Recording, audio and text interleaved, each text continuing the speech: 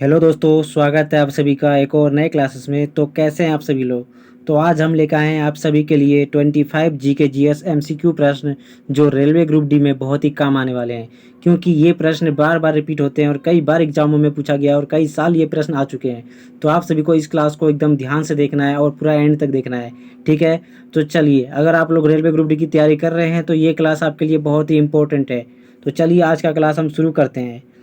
तो दोस्तों ध्यान दीजिए, आज का हमारा पहला प्रश्न है, विद्युत परिपथ में डैश डैश डैश की गति से विद्युत धारा बनती है।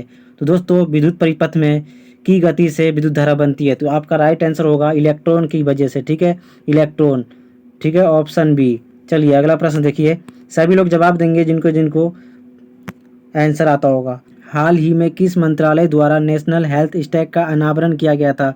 तो सभी लोग इसका राइट आंसर देंगे। वित्त मंत्रालय द्वारा, नीति आयोग द्वारा, स्वास्थ्य और परिवार कल्याण मंत्रालय द्वारा या पीएमओ के द्वारा। तो दोस्तों आपका राइट आंसर होगा नीति आयोग के द्वारा, ठीक है, नीति आयोग के द्वारा। Right answer option B.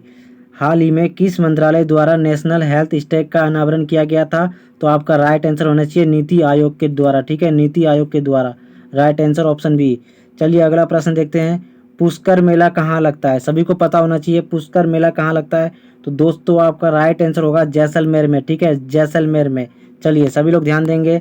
Azad Hind फौज का स्थापना कब हुआ, कहाँ हुआ था। आज़ाद हिंद फौज की स्थापना कहाँ हुई थी, जापान में, सिंगापुर में, बर्मा में या जैसलमेर में। दोस्तों आज़ाद हिंद फौज की स्थापना हुई थी सिंगापुर में, ठीक है, सिंगापुर में। आपका राइट आंसर होगा सिंगापुर में। सभी लोग ध्यान देंगे। क्वेश्चन नंबर 5, डिमांड ड्राफ्ट को क्रॉस क्यों किया जाता है। तो सभी लोग इसका राइट आंसर देंगे। भुगतान बैंक खाते के द्वारा ही किया जा सके, भुगतान काउंटर से किया जा सके, भुगतान तुरंत किया जा सके, उपर्युक्त में से कोई नहीं। तो दोस्तों इसका राइट आंसर होगा ऑप्शन ए, भुगतान बैंक खाते के द्वारा ही किया जा सके, ठीक है, इसीलिए डिमांड ड्राफ्ट को क्रॉस किया जाता है। चलिए अगला प्रश्न देखिए, एड्स नहीं फैलता है। तो दोस्तों एड्स नहीं फैलता है तो आप सभी को पता होना चाहिए किससे नहीं फैलता है।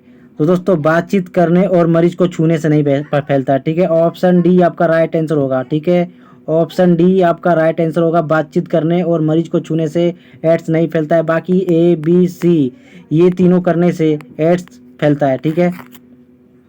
चलिए अगला प्रश्न देखिए, ओबीसी का पूर्ण रूप क्या है। ओबीसी का पूर्ण रूप क्या है। तो सभी लोग इसका राइट आंसर देंगे। ओबीसी का पूर्ण रूप होता है अदर बैकवर्ड क्लासेस, ठीक है, option C is the right answer. आप सभी का राइट आंसर, सही जवाब होगा अदर बैकवर्ड क्लासेस, ठीक है। चलिए अगला प्रश्न देखिए, अंतिम मुगल शासक कौन था। अंतिम मुगल शासक कौन था। बहादुर शाह जफर, रामकृष्ण परमहंस, हेनरी बिबियन डरोजिया या फिर केशव चंद्र सेन। तो दोस्तों आपका राइट आंसर होगा अंतिम मुगल शासक था बहादुर शाह जफर, ठीक है, ऑप्शन ए आपका सही जवाब होगा। चलिए अगला प्रश्न देखिए, सती प्रथा का सर्वाधिक विरोध किसने किया था। सती प्रथा का सर्वाधिक विरोध किसने किया था। तो राजा राम मोहन राय ने किया था। सती प्रथा का सर्वाधिक विद्रोह किसने किया था। तो राजा राम मोहन राय ने किया था, ठीक है, आपका राइट आंसर हो जाएगा ऑप्शन ए। अगला प्रश्न देखिए, गोधरा कांड किस लिए प्रसिद्ध है। गोधरा कांड किस लिए प्रसिद्ध है। सभी लोग इसका जवाब देंगे जल्दी से। गोधरा कांड किस लिए प्रसिद्ध है। तो दोस्तों इसका राइट आंसर होगा ऑप्शन बी, रेलगाड़ी में लोगों को जलाए जाने के कारण, ठीक है, रेलगाड़ी में लोगों को जलाए जाने के कारण गोधरा कांड प्रसिद्ध हुआ था। चलिए अगला प्रश्न देखिए, भारत में हरित क्रांति के जनक कौन थे। भारत में हरित क्रांति के जनक कौन थे। तो इसका राइट आंसर होगा एम एस नाथन, ठीक है, एम एस नाथन हरित क्रांति के जनक है, ठीक है। चलिए अगला प्रश्न देखिए, सार्स क्या है। सार्स क्या है दोस्तों, सार्स क्या है। विषाणु द्वारा फैलने वाली बीमारी। तो आपका राइट आंसर यहीं पे मिलता है, विषाणु द्वारा फैलने वाली बीमारी, ऑप्शन ए, ठीक है, ऑप्शन ए।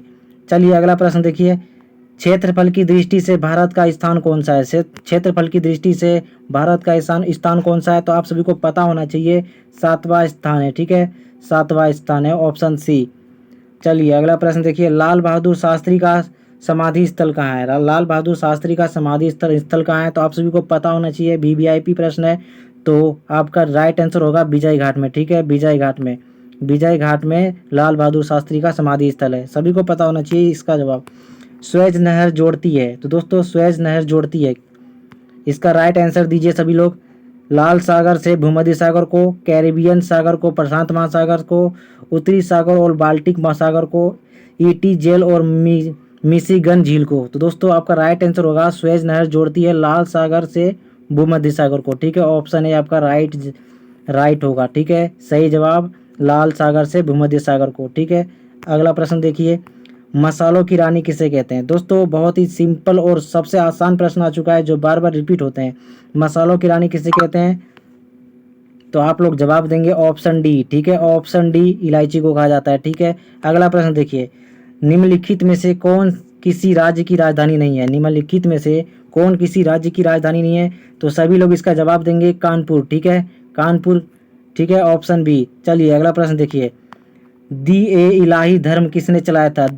दीन ए इलाही धर्म किसने चलाया था, तो दोस्तों आपका राइट आंसर होगा अकबर ने। ठीक है, अकबर ने चलाया था, ये धर्म अकबर ने चलाया था। ठीक है, अगला प्रश्न देखिए, निम्नांकित में से किसे गरीब नवाज कहा गया। निम्नांकित में से किसे गरीब नवाज कहा गया, तो सभी लोग इसका जवाब देंगे।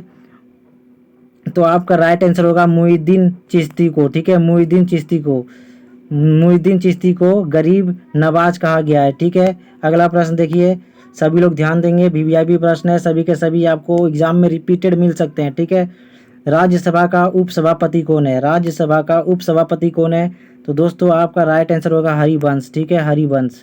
अगला प्रश्न देखिए, मानचित्र में पर्वत और पहाड़ों को दर्शाया जाता है। मानचित्र में पर्वत और पहाड़ों को दर्शाया जाता है, तो दोस्तों आपका राइट आंसर होना चाहिए लाल रंग से पर्वत और पहाड़ों को दर्शाया जाता है। मानचित्र में लाल रंग से पर्वत और पहाड़ों को दर्शाया जाता है। ठीक है, वीवीआईपी इंपॉर्टेंट क्वेश्चन है, सभी लोग ध्यान देंगे। सिल्की का सबसे उत्पादन देश कौन सा है। दोस्तों सिल्क का सबसे बड़ा उत्पादक देश कौन सा है, सिल्क का। ठीक है, सिल्क का सबसे बड़ा उत्पादक देश कौन सा है, तो दोस्तों आपका राइट आंसर होगा चीन। ठीक है, सिल्क का सबसे बड़ा उत्पादक देश चीन है। ठीक है, आपका राइट आंसर चीन होगा। चलिए अगला प्रश्न देखिए, भारतीय राष्ट्रीय कांग्रेस का गठन कब हुआ था। भारतीय राष्ट्रीय कांग्रेस का गठन कब हुआ था, तो ये इसका जवाब बच्चों को पता होना चाहिए। तो राइट आंसर आपका होगा 1885 में। ठीक है, 1885 में भारतीय राष्ट्रीय कांग्रेस का गठन हुआ था। अगला प्रश्न देखिए, ऊंट गाड़ी में कितने ऊंट होते हैं। बहुत ही सरल क्वेश्चन आ चुका है आपके सामने, ऊंट गाड़ी में कितने ऊंट होते हैं, तो सभी लोग जवाब देंगे इसका एक होते हैं। ठीक है, अगर ये प्रश्न आया तो आपको राइट आंसर देना है एक होते हैं। चलिए अगला प्रश्न देखिए, बाजरे की फसल कब काटी जाती है। बाजरे की फसल कब काटी जाती है, तो आपको राइट आंसर मालूम होना चाहिए अक्टूबर से नवंबर में। ठीक है, अक्टूबर से नवंबर में, option A is the right answer.